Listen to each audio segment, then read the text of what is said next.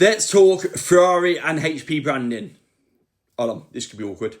That's better. Some would have said you can't do a video on Ferrari wearing a Mercedes shirt, so we fixed that one. So we haven't managed to fix that though, have we? The HP branding. It's on everybody's lips at the moment. When they've launched their team merch, their race suits, their livery, which is going to get launched, all the domination will be about the big blue HP logo.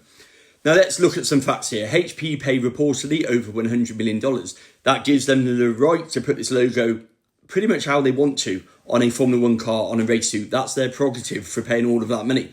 And you've also got to remember that brands live in Formula One on a race car, on a race suit, on some team kit. They're in Formula One to further their brand, to advertise their brand. And that's exactly what HP are doing. Now, yes, there's protecting their brand, there's keeping the blue because they want to, it's protecting it. But also it's doing something else, which people are just overlooking that basic fact. What's happening is HP are actually reinforcing their brand to the market subconsciously. And what I mean by that is everybody's talking about the HP brand. So you release a new Ferrari kit, all of the comments are dominated by the HP logo. Now they've proven with collaborations with like their sponsorship of Real Madrid that they will change their logo to suit a style. They've blended it in with the Real Madrid kits quite seamlessly. In fact, that's the most obvious kind of point where people look at as an example of HP fitting in with her branding.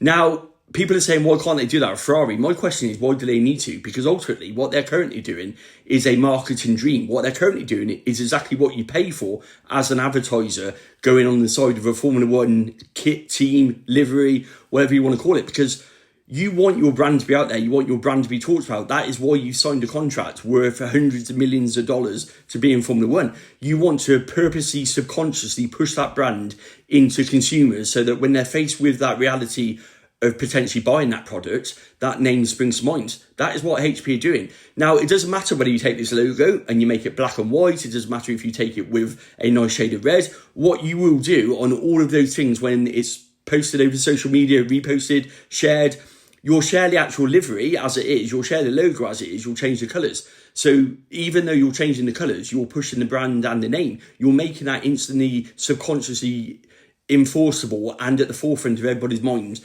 when they make a purchase in that market. So when someone looks at a printer or looks at a laptop or looks at something where HP are actively in that market, they could be in a shop and suddenly you see the logo, it's instantly recognisable, it's brand recognition. You may not think of it in that moment as that big ugly blue thing that's on the side of a Ferrari. You'll instantly recognise it and go, I recognise that, that's HP, so therefore I'm potentially going to buy it. And that is brand marketing. And you know what? HP aren't doing a bad job, they're actually doing a good job.